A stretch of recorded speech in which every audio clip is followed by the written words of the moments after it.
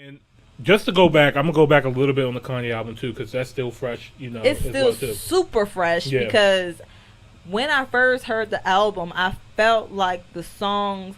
I don't know. It's so crazy. Like my first reaction to the album, I don't even know. I can't even put into words how I felt about it because I didn't hate it. Right. And I felt like there was something there. I just wasn't feeling it. Right. So I listened to it like 2 times through just at home. Mm-hmm.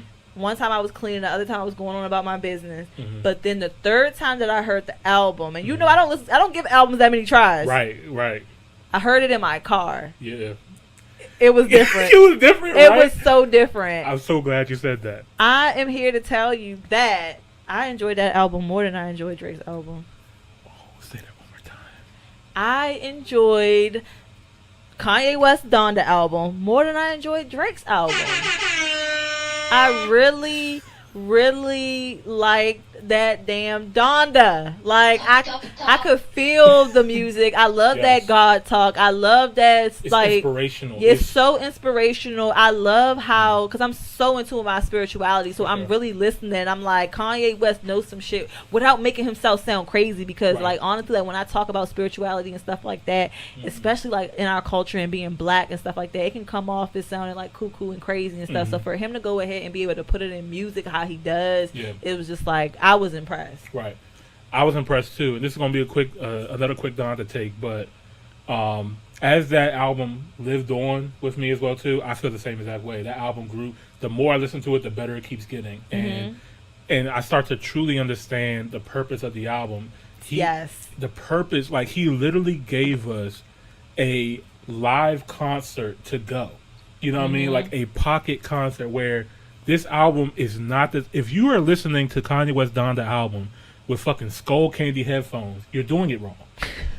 Stop that shit. Stop being disrespectful. This man, obviously, I mean, yes, he was late, but he toured this in arenas. He made these songs big for a reason. So experience it the way how he meant for it to be experienced in your car with studio headphones or with nice speakers or something like that. Listen to what he's saying, because some of us are looking for certain vibes and experiences out of the album when it's not that type of music. It's just really not that type of music. Like it's really that type of music where you just gotta sit back and like listen and just vibe out. Like Kanye is a genius. That album is going to continue, and the way that he was able to trick the fucking industry and say this is a gospel album, like it's literally considered a gospel album. It was to me.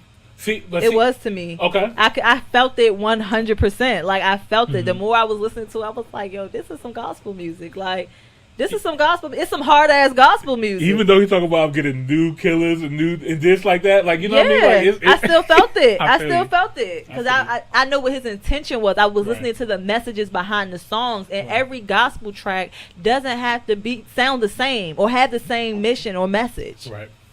I agree. Kanye was talking to me like I don't really care for gospel music like that. Like there's certain gospel music I can definitely fuck with, you know what I mean, and I'm a rock with it and all that other stuff. But he made this music for people like me, and he expanded the genre.